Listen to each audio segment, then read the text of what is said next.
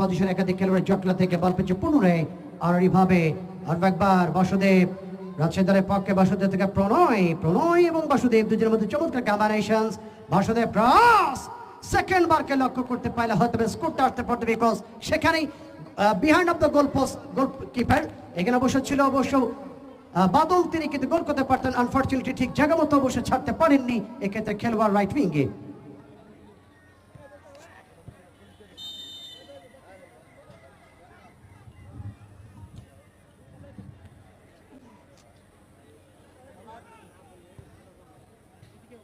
আবার বদর হেড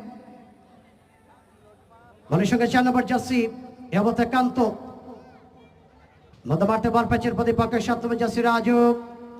রাজশাহী দলের পক্ষে বাসুদেব